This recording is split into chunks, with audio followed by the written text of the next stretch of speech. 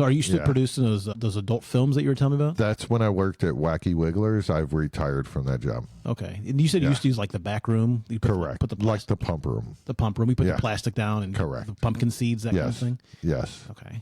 I remember that. I couldn't remember off the top of my head, but it all started flooding back in my head.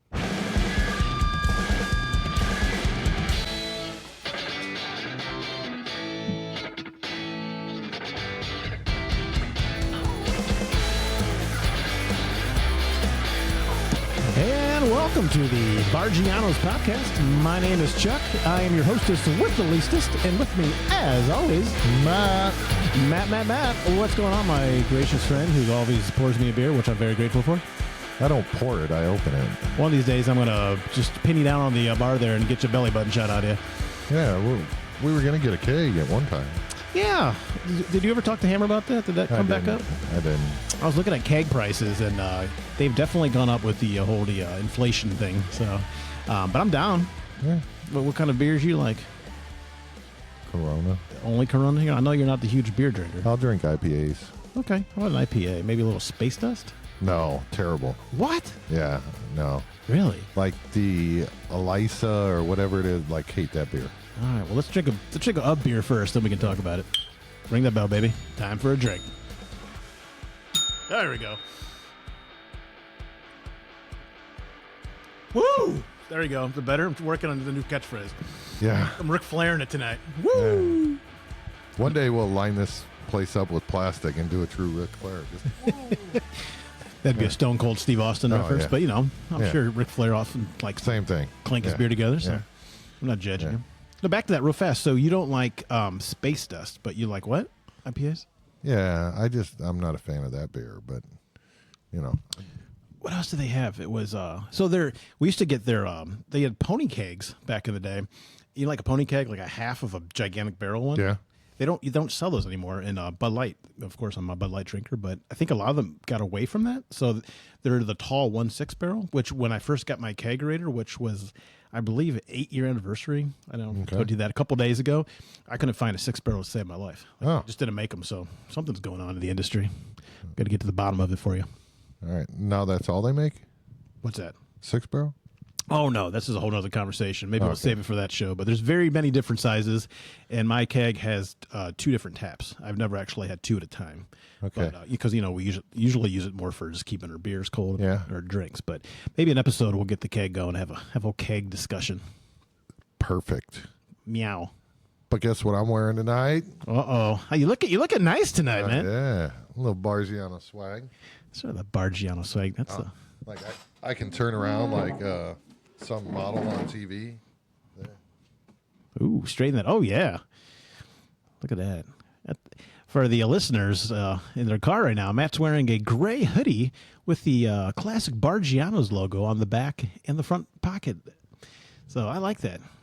That's nice, man. How is it? Is it comfy? I mean, is that the most comfortable sweatshirt you think you've ever owned? It's pretty damn comfortable. You fell asleep twice trying it when I was getting everything ready, so. You told me I was chatty catty. Hurry up. Got to record. I wasn't sure if you were just being lazy or, it's a sweatshirt. Yeah. This is pretty comfortable. The sleeves, they're not too tight, but not too loose. Inside is pretty soft and fluffy. Soft. I know soft's important to you. I've already washed this twice, so, didn't really shrink. I put it in the dryer, normal. No, I'll joke, so it looks nice. I like that. Yeah. So, now I got the koozie, I got this, I got some more stuff coming. But Chuck, why don't you tell the audience where they can buy this awesome swag? Yeah, if you guys are interested, our merch shop is officially live. We have everything from clothing to coolie cups to hats. I think there's some random stuff on there. But if you ever want to go and check that out, all you got to do is go to the internet webs and go to shop.barggianos.com, and it'll take you there. And you can browse and, do some shopping for your significant other, your loved one. I love it. Yeah, this is pretty comfortable clothes. My closet's going to get full of Barggianos swag. Yeah, it's selling out fast, too. So you want to make sure you get on there and get those things. Yeah. So the other thing I did, I told you a little bit about this, Chuck. A few episodes ago, we had made a deal that I would watch a movie, gave you some stipulations. You didn't like some of those stipulations, But you were dragging your feet, so I took it upon myself and watched a movie. Wow. Hold on. I know. Okay. Just feeling your head, making sure you're not sick. Go ahead. I might have been at that time. Wow. But I watched a movie. Now, it did take me 2 days to watch the movie. And? I watched Groundhog Day. Nice. Okay. Yeah. Classic. I don't know why I picked that movie. I was just scrolling through Netflix like, hey, what can I watch? And for whatever reason, Groundhog Day popped up. And I was like, this is a movie I've heard of. And you finished it. You completed the movie. Completed the movie. Wow. And what'd you think? It was okay. Now I get the reference like, hey, this is Groundhog Day, because he just keeps living it over and over again. I'm not even busting your balls right now. So you honestly never understood the idea of. No, I didn't. That's funny. I didn't. Yeah. Very interesting concept of a movie, though. Yeah. At first I was, like, what the hell's going on? But then, like, something clicked in my mind and was like, oh, this is why people say, oh, it's like Groundhog Day. Okay, movie reference. I didn't know. So for the random 1% of the audience who've not seen Groundhog's Day, the premise of the movie is he is a weatherman who goes to this little bitty town, and he is living the same day over and over and over again, and he's trying to get out of that day. Yeah, and after he figures it out, I guess in the first half of the movie, like he relives it and coerces people into saying things that he wants them to say or do. But then I guess the second half, he's trying to get out of it, maybe like even realizing dying's not going to get him out. Like he tried to kill himself. And, multiple times. Yeah, and that didn't get him out. And then I wasn't sure about the ending. But he found love at the end, like maybe. Yeah, I mean, I guess the movie came out like 40 years ago, so we're not going to have any spoilers in front of the audience. But yeah, I think the idea was he lived the perfect day because he found love. Yeah, not just because he found love, but that was part of it. He was being himself, Yeah, but he found out how to deal with that woman by living the day over and over and over again when they'd get in a fight, and then he'd realize, oh, she likes this. Like, hey, let's get her this. And there's a theory. There's a lot of theories behind that movie. My wife was telling me one, which was pretty interesting. So the guy the insurance salesman, Ned Ryanson, the guy that keeps trying to sell him insurance and he keeps stepping on the puddle. Yeah. So there's a theory that he's the devil, and when he finally bought insurance from him, all the insurance, it was like selling his soul, and then he was able to move on to the next day. Okay. There's other theories in the movie that people have actually, not necessarily a theory, but they figured out how many days he was actually there. And I don't know off the top of my head, but like you're talking, hundreds of thousands of days based on it was. People really dug into the concept of it. It's very interesting. Yeah, and that's what do they? I'm going to mispronounce this, but what's the Functious Phil or something? Oh, Punxsutawney Phil. Punxsutawney Phil. Yeah, that's right. I was close. What that mascot is also a beaver. A beaver. Yeah, like the bowling team. Yeah, the universe just drew you to and knew you needed to be watching a beaver movie. So no, the Muff Divers were there before that movie. Oh my God, you're right. That's true. Yeah, so they made that mascot after the Muff Divers, or so I'd like to think. So how did it feel? Did you feel like you wasted a day? Did you enjoy the movie? Did it feel like a homework assignment from Chuck? It was okay. Yeah. Like, again, I don't think I'd have picked that as my number one, but I really do enjoy that movie a lot. No, like I said, I was just, going through, clicking the comedy. I don't know what was so funny about it, but click the comedy link and just scrolling through movies, and I was like, Groundhog Day. Kind of met my time frame, about an hour and 34 minutes, hour and 35 minutes. So, I was like, I'll do this. What I was tempted to do but did not do because I watched most of it on my phone. And Netflix on your phone, you can speed up to 1.25 or 1.5. No, what's the point of that? I mean, they just speed talk. I know, but what's the point of even watching the movie then? You just get through it faster. It's like taking a warm bath and hopping in and hopping right out after 30 seconds. You're there for a reason. You're there to relax and enjoy the ambience of the movie. But I don't enjoy movies, so I think I was trying to get through it. But It wasn't terrible. Not the worst thing I've Hey, done. I'll take that. That's like that's a Rotten Tomato score of 1 million or something for you. But Yeah, I'd give it a 3-star.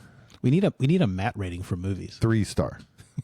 Like, not good, not bad. How many bells would you get with 10 being the top? 5.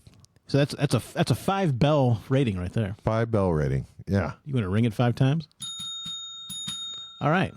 Cool. Yeah. So, and now the Groundhog Day happens in New York, right?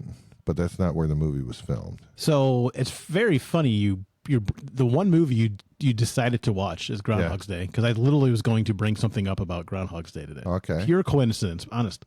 So Groundhog's Day it took place, I believe, it's Pennsylvania. Pennsylvania. Pennsylvania. Yeah. But in real life, the movie was filmed in a town called Woodstock, Illinois.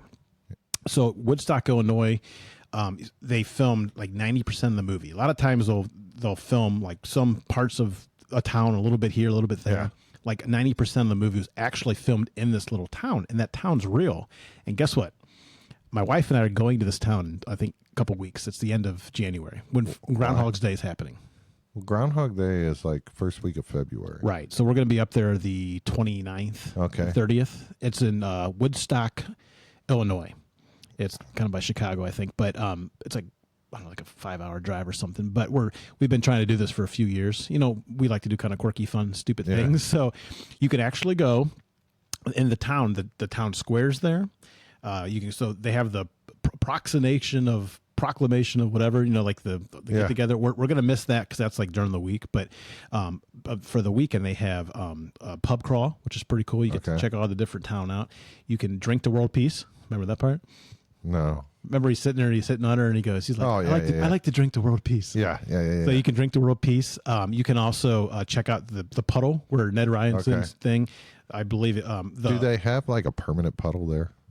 Someone said, I was watching a little behind the scenes thing, and they said that during that movie they kept removing part of the street for him. So, but there is a plaque on the wall, and I'm going to miss it, but the Tuesday when they're doing all the main stuff, Ned Ryanson, I don't know the actor, and I feel like I'm pronouncing his name wrong, but Ned, you know, he's going to be there. And is he? Yeah. And he goes, I think he's been there a few years, but they have a dance on Friday night we're going to, the same place where Bill Murray was being bidded off to the old ladies.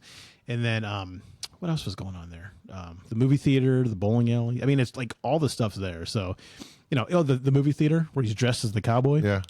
Yeah. So we can go there and you can watch the movie, and so I'll have an update. You can watch the movie of Groundhog Day? Yeah, they actually have it. And there's beaver. I mean, this town really lives it up for this movie. I mean, they really they jumped on the reins, and they obviously have gone with this. So. Are they going to play it at like 1.5 speed? I don't think so, but I can ask him. I can be like, you know, can you speed this up? I got pub crawl to be at. Yeah, I got to go somewhere. So, yeah. But that's so funny that you brought that one movie. That's serendipity right there. But yeah, we were pretty excited. So I will have an update about that. Maybe get some. Maybe go live there. Maybe I can get some. Call you and show you Groundhog some pictures. Day. Like, hey, you remember this? The only movie you've watched in the last 10 years. Like, see this? Yeah. So, you know, speaking about movies, you know, I had a thought that it was a thought and a conversation that happened. You know, I was talking to some individuals last week when I was traveling in the beautiful town of Tampa. Nice. And talking to a nice couple, and their son is in college, and he is going to college to be a producer. Mm-hmm. Like a movie producer? Movie producer. Oh, cool. But an interesting thought came to me while I asked them and kind of dumbfounded them a little bit. But because we're so AI savvy right now, like, are actors going to go away and like movies be produced with AI? So the producers would have to know technology. Like, AI is like, pictures are fucking crazy now and getting stuff moved. So do you see, maybe not 5 years from now, maybe not 10 years from now, like, we make cartoons and that's all, we can call that AI, you know, but it's not. Sure. Do you think actors will go away and will go like full AI movies? Like, how much faster can you make movies? But we're going to take the nostalgia away if you do that. So I don't think that there's going to be a point in time where it's 100% just AI actors. There's actually, that's funny you say. There's an actress right now that just signed, I think it's either an actress or a musician, but they signed this AI female to a deal, and a lot of the actresses were getting upset, saying, we don't want this. And a lot of times when they're going on strike and they're doing negotiations, and this was before AI really took off, they kind of foreshadow they could see the future, and they made a point in that contract to say, when we make movies, you can't use anything with AI. I don't know how far that is, if that's still a thing, but I think they're going to try to limit it. And then it won't, as long as they possibly can. Because once you start putting people out of jobs, you're not going to have a lot of opportunities. And then you're not going to have a lot of people that are going to get in the industry and want to make entertainment. I know. That's what's crazy. Like that, I asked him, like, hey, since he's going to be a producer, and I don't know what producers do, Produce Barggianos. Yeah. I just wing it. So I don't get what producers really do. So you produce me beers when I need them. Yeah. So I'm thinking to myself, like, do producers now that are studying to produce, movies, do they need to learn the technology side along with producing? Well, again, there's so many facets of the entertainment because I'm an expert by no means, but I think producers, directing, lighting, all these different things have different caveats and different lanes, if you will. So, I mean, probably you're gonna have to learn something about that. I mean, if not, you're gonna get past. The industry will pass you by, and then somebody can do it easier, cheaper, whatever the thing may be. But I think it's definitely going to be a factor in it. Now, I think people always pick a career, and I'm not saying it never works out, but they pick a lane. Like, he wants to produce movies, but you got all your late night TV shows and your entertainers. Like, maybe he'll dabble into that. Maybe that won't go away. I just foresee where technology's been 40 years ago when the internet, 20 years ago when the internet came out, to now where ChatGPT and AI, like, all the stuff they can do. And in my opinion, there's a lot of companies out there that are doing more with less. And how can I produce these movies without paying the actors if I can just create something digitally? So you're saying more the bottom line. Yeah. Right now, I think I could tell if it's fake or if it's not, but it's moving so fast. You're not going to be able to tell. So, that's a great question. You said that they were talking. This in Tampa. They were talking about their son. Yeah. So they knew that you were a producer as well. Yes. So are you still producing those adult films that you were telling me about? That's when I worked at Wacky Wigglers. I've retired from that job. Okay. And you said you used to use like the back room. Correct. Put the like the pump room. The pump room. We put the plastic down and the pumpkin seeds, that kind of thing. Yes. Okay. I remember that. I couldn't remember off the top of my head, but it all started flooding back in my head. Yeah. Flaming back in your head. Did you use any AI back then? No. Artificial insemination. I'm real, baby. Okay. You're talking about a different AI. Ew. Yeah. Okay. Where's that oh no button? I forget where it's at. Oh no. No, that's not it. You've reached your limit on talking. Shut the fuck up. Maybe that's appropriate. That's What's cute. this one? I remember when I had my first beer. Yeah, that's not it either. Oh, no. There we go. Hey. Cheers. Oh, you sick bastard. Where's it at? Oh, I can't even find the button. I don't know where it's at. It's okay. Quit touching the computer. You're not allowed to touch that, remember? He gets nervous. So every time we touch the computer, it like freezes and we start over. 20 minutes later, it's like, wait, the button wasn't pushed. Yeah. So, but no, that's a great question, Matthew. Yeah.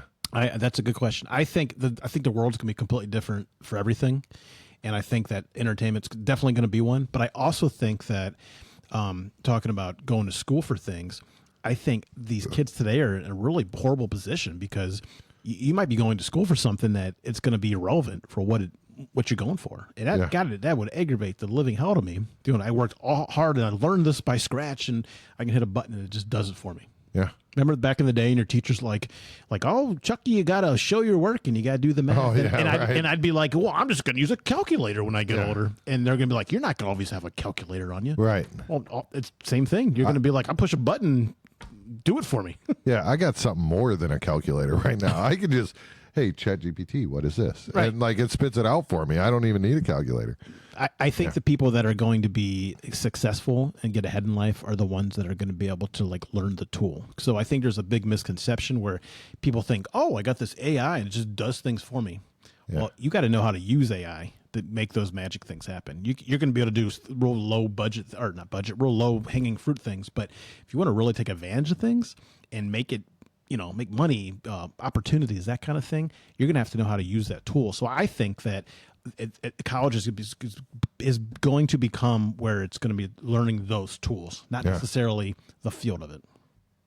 Understandable. And speaking about real time, I got a current event, and this is gonna.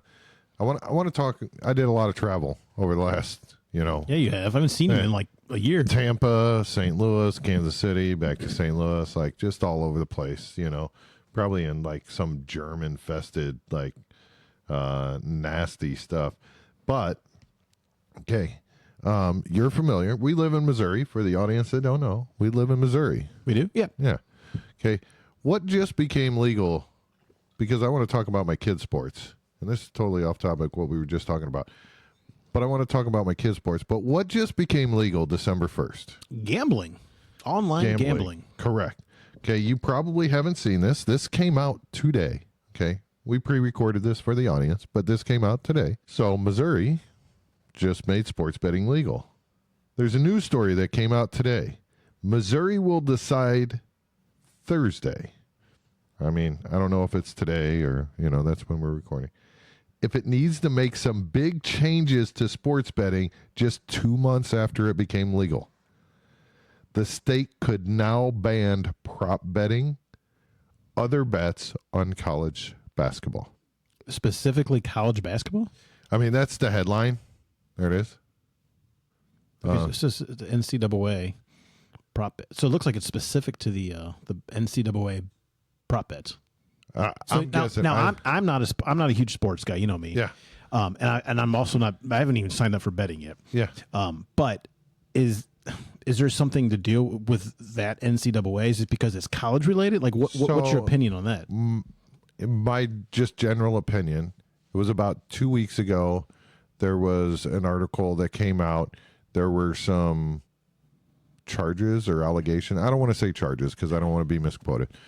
But there was allegations, maybe they were charges, against a ring of college basketball players that were quote unquote point shaving. Not recently, like this year or last year. I see where you're going though. But, they were they call it point shaving, where they, intentionally, throw over-unders or spreads. But I could see that happening. So if you got let's say a college kid playing basketball, and they know they're not going to make it to the NBA or whatever. Mm-hmm. If they know they got an opportunity to make a few bucks and tell their buddies, go, hey, what do we need to get done here? I can make $1,000, make $5,000.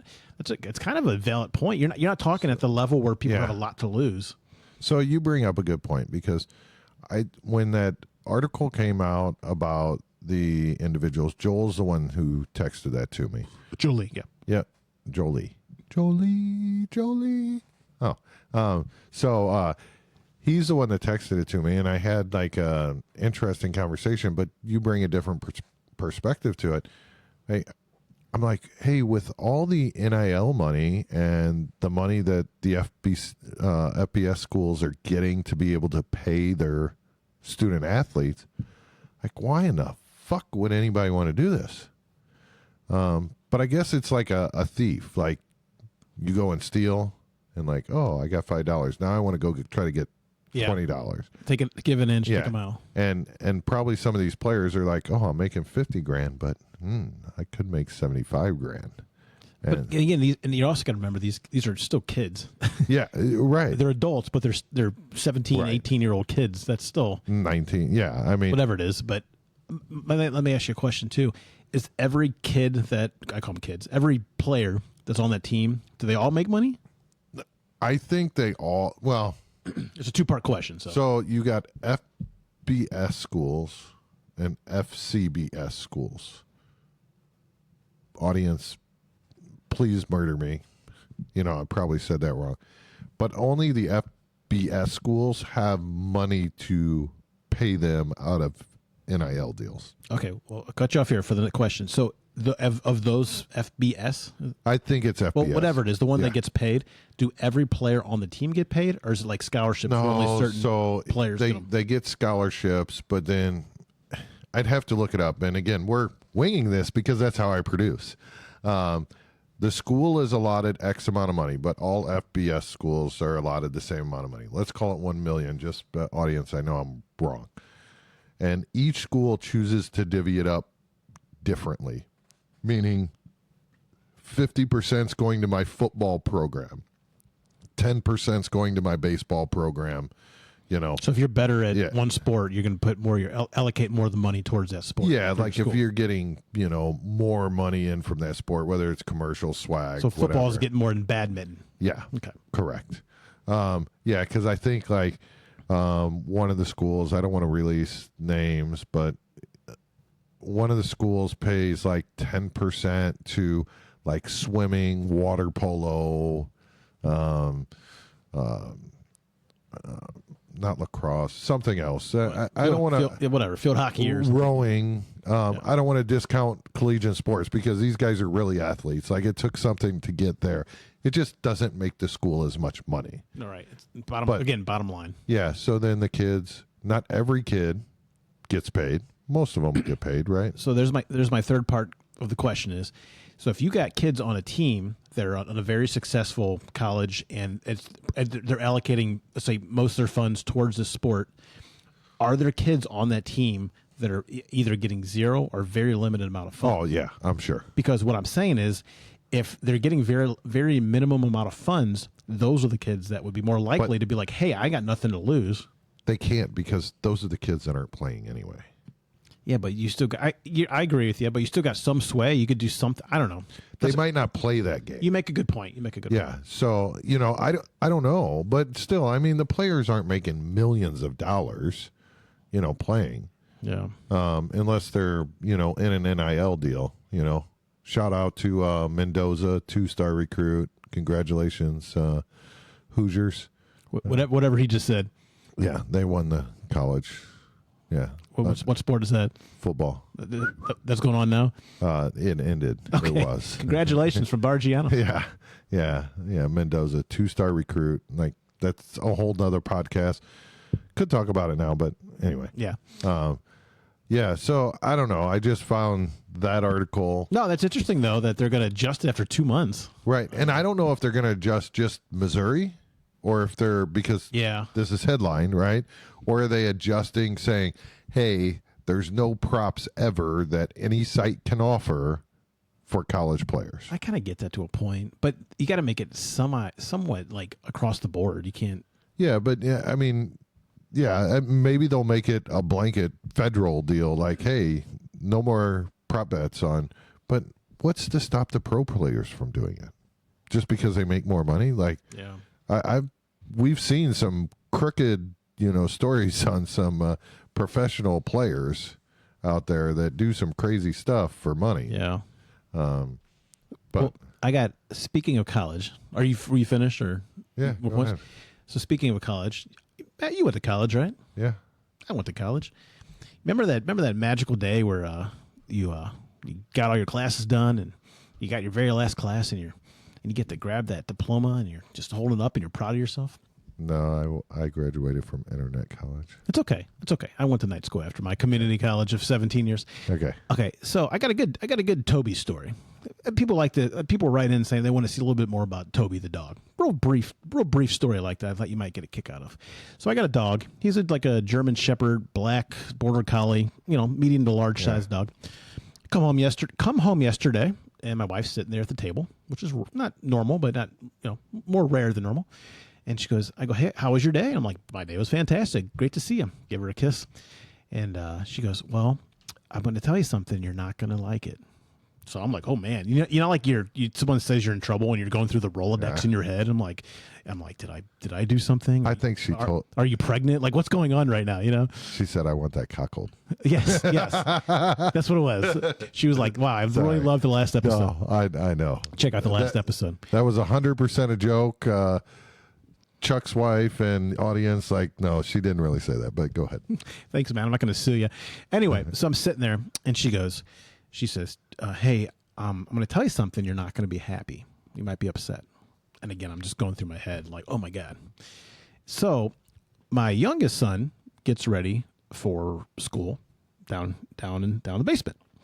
So I tell him every day, don't forget to shut the door because, Toby, the dog, can get downstairs. No problem, Dad. Of course it will. So she tells me, well, he got into your office. The door was open. And he did something for you. So he did me a favor. I didn't like my college education. So he decided to eat my college diploma. Was it the one that your name was spelled correctly or incorrectly? That's I'm going to get to that. So fastly for the audience, when I graduated from my college, they sent me a diploma in the mail, and they misspelt my last name. Couldn't believe it. I remember going, what the and my wife was like, watch your mouth. It was from the kids. I was opening it when I got home. This was a million years ago. I called them, and they sent me the new one out the very next day. So as a joke, and this is always a joke with all of us, I have the fake one on behind or in front of the real one in my office where we do everything. So he ate the real one. And I go, of all things, like he's got to eat the real one. So I think my wife thought I was going to be more mad than I was because honestly, it just sits on the wall. And the first thing I said was, it's kind of quiet. And I go, well, is he any smarter? But what's the irony in that? Like, what's the most, classic thing of my dog ate my homework?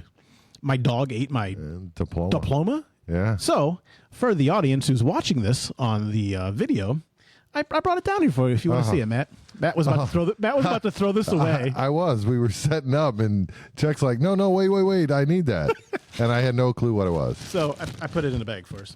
So this is my new diploma. Got that? Oh, that's here. Hey, for anybody that didn't know, Chuck went to D1 college. D1. Like that? So if you guys know anybody that has maybe some Elmer's glue, maybe they're good in some paper. Yeah, it's right there. See, now you just proved me wrong. What did I do? It says he's got a bachelor's in science and information technology. They know I don't edit the videos. I can edit it out. Oh, okay.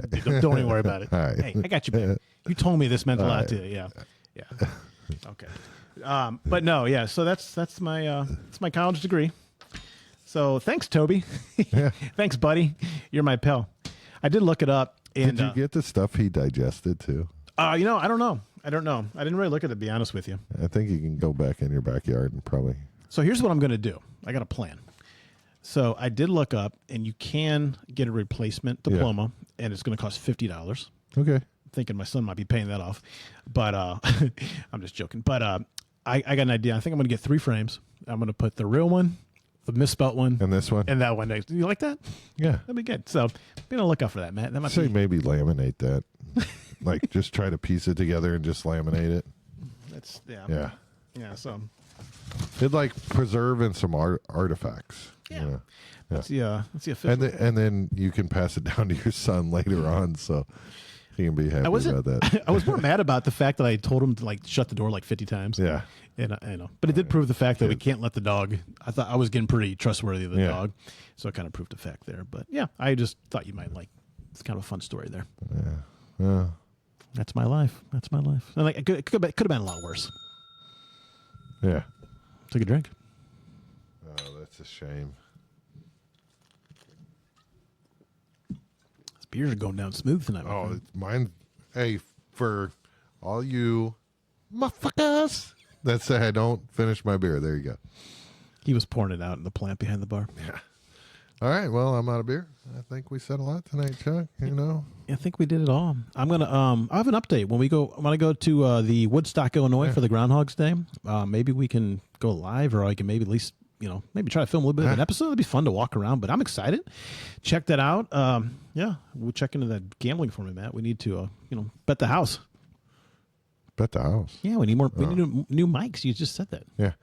So I think we said it all today. We talked a little bit about Matt watching a movie. Woo woo! That's a big deal. Chuck's going to that town where the movie was taken.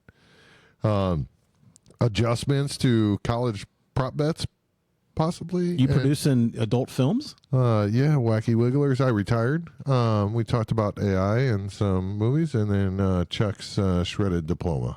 There we go.